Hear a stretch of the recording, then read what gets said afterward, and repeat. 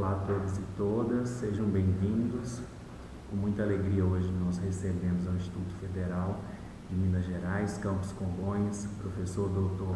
Alexandre Rodrigues de Souza, da Universidade Estadual do Paraná, no campus União da Vitória.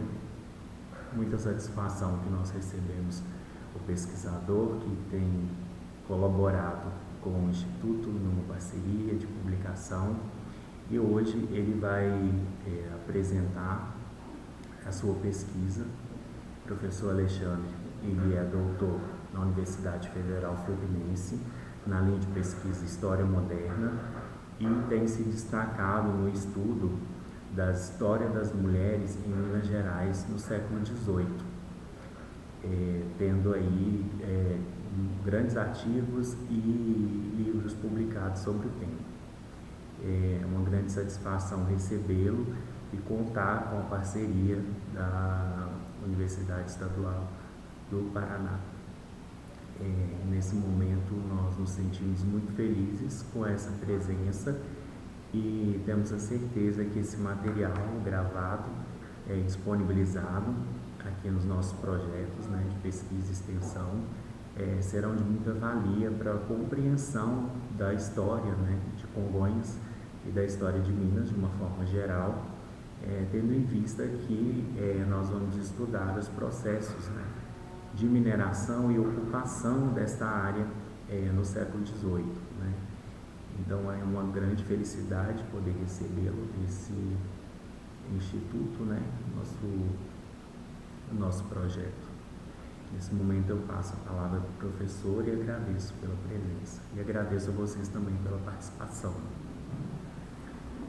Olá a todos, alunos do Instituto Federal de Minas, Campus Congonhas. Quero agradecer ao professor Adriano pelo convite, pela parceria, de estar aqui falar um pouco do meu trabalho, né, para vocês, para a instituição, divulgar um pouco do meu trabalho e contribuir também nessa parceria institucional entre a Universidade Estadual do Paraná e o Instituto Federal de Minas Gerais. Bom, o tema que eu escolhi para falar nessa pequena conferência para os alunos do campus Congonhas foi o tema das mulheres e da mineração, né, que é um tema que eu venho pesquisando desde o meu mestrado, desenvolvido na Universidade Federal Fluminense, e no doutorado também eu aperfeiçoei o tema dentro da temática da mineração, da mobilidade social, das mulheres, sobretudo das mulheres negras forras nas áreas de mineração de Minas Gerais.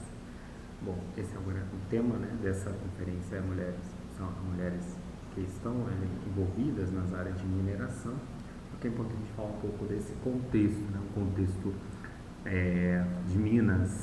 Ele não pode ser essencializado, né, nesse período. As minas são muitas, essas Minas Gerais do século XVIII que eu estou falando faz referência a Minas das áreas de mineração mesmo, né, cidade onde hoje estão localizadas cidades como Ouro Preto, a própria Congonhas, né, Mariana, algumas cidades que estão localizadas, né, hoje na região central de Minas Gerais, naquela época a capitania de Minas Gerais. Esse espaço ele tinha uma dinâmica e uma temporalidade bastante diversa também, e nesse período, né, no século XVIII, o Brasil, né, estava sob o poder político de Portugal, né, América Portuguesa, e as áreas de mineração, no caso Minas Gerais, né, produzia um dos maiores centros econômicos, né, desse império. O principal centro econômico desse império se localizava em Minas Gerais, né? A capitania de Minas Gerais era a fonte de maior riqueza para o Império Português nesse contexto. Minas também tinha um contexto de escravidão urbana já bastante particular, né, que difere de outras áreas da América Portuguesa. uma presença maciça, né? A maior parte da população que habitava essas vilas e arraiais de Minas do século XVIII era de escravizados, né, e escravizadas. Uma dinâmica de escravidão completamente diferente, né, dessa escravidão inicial do século XVI e XVII, né. O século XVIII tem uma dinâmica escravista bastante peculiar, uma intensa atividade escravista não só nas Minas, mas como na América Portuguesa, mas nas Minas apresentou aí uma dinâmica bastante particular. Bom, sobre a questão da presença, né, das mulheres, as mulheres elas eram, em sua maioria, as que detinham grande parte das riquezas, né, sobretudo as mulheres forras, detinham grande parte das riquezas, seja oriunda das atividades da mineração, do comércio, das vendas, né? Essas mulheres elas tinham uma atividade econômica bastante importante nessa área de mineração e que a historiografia brasileira, nos últimos anos, através de historiadores bastante renomados, né, tem procurado investigar, né. Recentemente também ficou muito evidente a participação das mulheres também nas atividades mineradoras, né, na própria, ali nas minas, junto com os outros escravizados, né, não só fazendo vendas ou vendendo produtos, né, circulando, mas também participando de maneira ativa, né, nas áreas de mineração, explorando esse minério, né. Então as mulheres elas realmente tiveram um papel importante e o papel foi durante muito tempo esquecido, né, relegado pela historiografia, e só agora que elas têm realmente conseguido esse destaque importante. Bom, essas mulheres, a maioria delas, né, claro, tinham escravizadas também, mas grande parte delas eram essas mulheres forras, que se tornaram o grupo social mais importante, né, era o segundo grupo social mais importante, né, em atividades econômicas nas áreas de mineração. O primeiro grupo, obviamente, eram os homens brancos, né, europeus, e as mulheres, essas mulheres forras, se tornaram realmente pessoas com uma intensa atividade econômica nas minas. Bom, essas mulheres, né, forras, né, é importante a gente dizer o que significa forra, né? Esses indivíduos, tanto forro quanto forra, eram escravizados que conseguiram a sua própria liberdade, né, dentro desse mundo escravista colonial. Esses indivíduos eles conseguiam a liberdade de variadas formas, né? Nas minas, a principal, né, talvez, a principal dela foi como esses escravizados tinham acesso direto ao ouro, eles conseguiam juntar uma certa quantia para poder comprar sua liberdade no futuro. Claro que tinha outras possibilidades de liberdade, evidentemente, essa liberdade podia ser dada diretamente pelo senhor, podia ser uma liberdade conquistada, né, de outras formas, mas a principal delas nas áreas de mineração foi através dessa possibilidade que esses escravizados tinham de acesso direto ao ouro. O ouro nas minas, né, no século XVIII, era uma moeda, né, como a moeda de troca, né, era o ouro nesse período, né. O ouro ele tinha um poder econômico, né, de dinheiro muito forte nessas áreas de mineração. E essas mulheres negras escravizadas tinham acesso direto ao ouro, né, acesso direto a essa moeda de troca.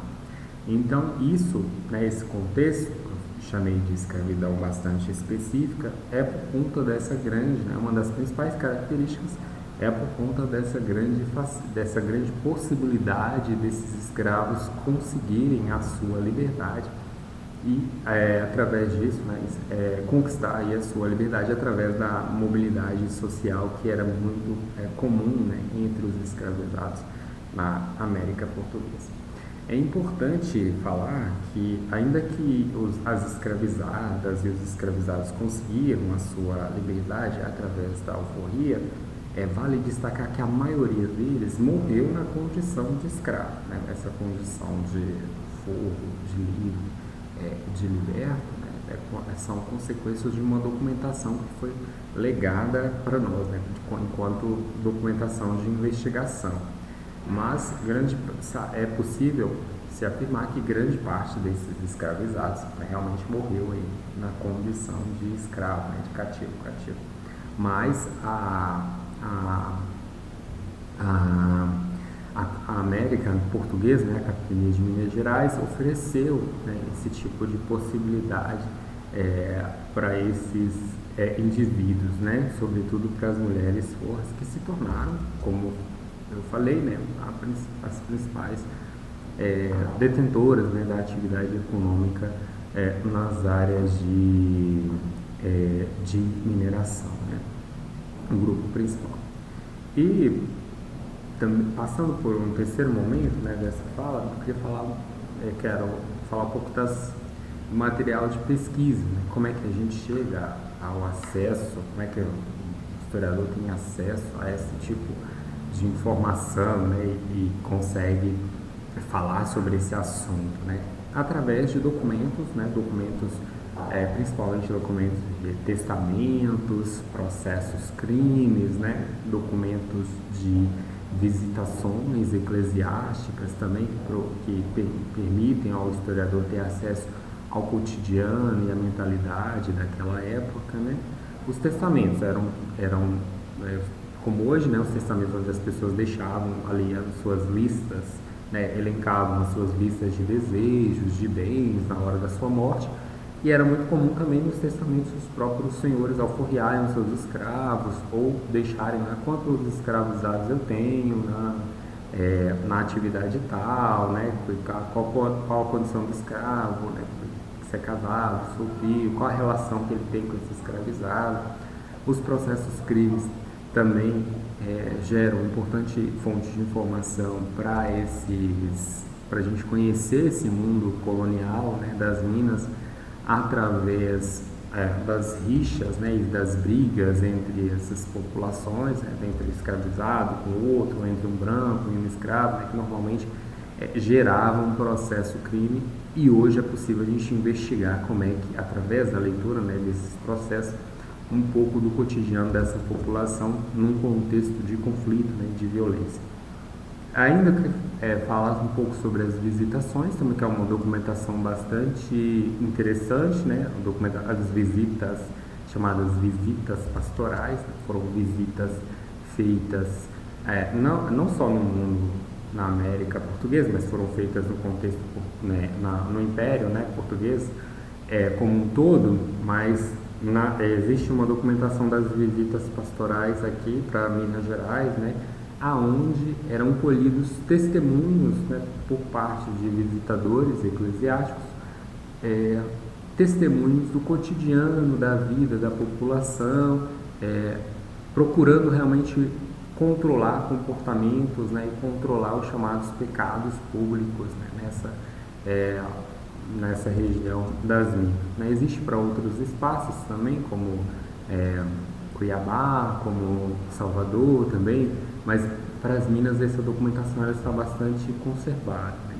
E nessa documentação os testemunhos eram feitos por pessoas brancas daquela sociedade, né, onde eles delatavam, né, informavam sobre determinados tipos de comportamentos, principalmente os comportamentos considerados imorais, né, para aquela sociedade. E dentro dessa narrativa, né, dentro desses testemunhos, é possível você recolher um pouco, né, do cotidiano das áreas de mineração, o cotidiano desses escravizados, né, uma tentativa por parte da igreja tentar controlar o comportamento dessas pessoas, né, principalmente nos comportamentos ligados à moralidade. Sobre as fontes de pesquisa, essas são as principais fontes de pesquisa onde o historiador, né, consegue retirar essas informações, né, informações documentais que fazem a gente ter esse tipo de leitura, né, dessa sociedade da qual a gente não conhece, que a gente não viveu, né.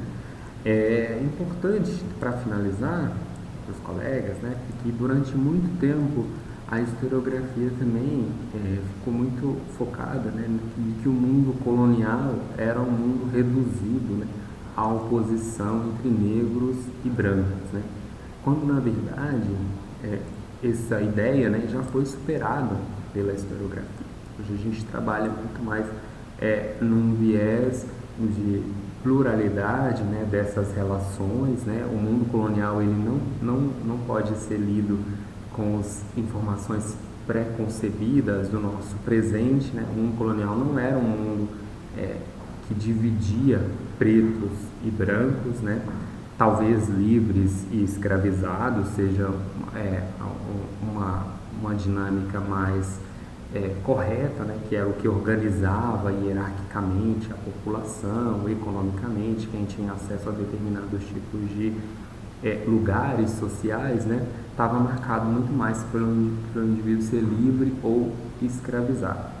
Então, isso acabou gerando, né, nos legando uma ideia também de que pessoas negras, pretas, né, é sinônimo de escravidão, né? Por conta dessa leitura torta do passado colonial, a gente acabou associando pessoas negras ao mundo escravista. Então, esse tipo de pesquisa, né, nos proporciona entender um pouco da complexidade do mundo colonial, sobretudo do ponto de vista das mulheres, né, que são realmente um grupo social importante nesse contexto das minas, né, essas mulheres forras que conseguem, né, no mundo colonial, organizar a sua própria vida, agenciar a sua própria vida nesse contexto, né, de desigualdade, de intensa violência contra essa população escravizada. E num contexto economicamente também importante para a América Portuguesa, que é o contexto da mineração, né, o contexto de exploração, de intensa exploração de ouro, né, nessa região da América Portuguesa. Bom, espero ter contribuído um pouco, né, sobre esse tema tão instigante, né, tão interessante, aqui junto com o professor Adriano e o Instituto Federal de Congonhas. Eu fico à disposição para maiores esclarecimentos sobre o assunto. Espero que numa oportunidade a gente possa estar presencialmente, né, falando, aprofundando esse tema ou tirando dúvidas dos cursos dos alunos do curso do Instituto Federal de Congonhas, né, que são alunos que estão ligados aí a esse contexto, estudam, se interessam, né, por esse contexto de mineração mais atual, é claro, né, mas é importante a gente jogar a luz um pouco para essa riqueza, né, das áreas de mineração no mundo colonial. Afinal de contas, Minas Gerais, né, levam o nome dessa principal atividade econômica que até hoje ainda é muito intensa, né, com todos os problemas que ela tem, ela ainda é muito intensa no nosso estado. Agradeço ao professor Adriano pelo convite e muito obrigado. Sim.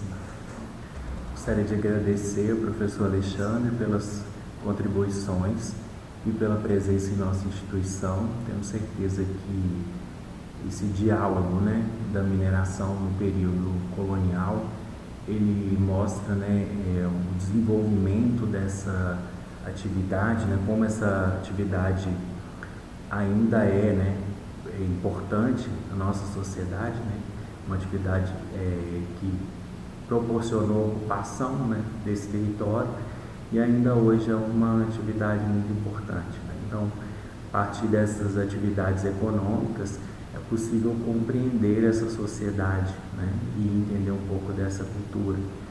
E a partir daí também a gente consegue pensar um pouco de como que essa história se desdobra, né, nesses tempos, né, e também pensar nessa perspectiva, né, o que nós podemos imaginar e projetar para o futuro dessas atividades de mineração em Minas Gerais. Muito obrigado, professor Alexandre, e agradeço a todos vocês.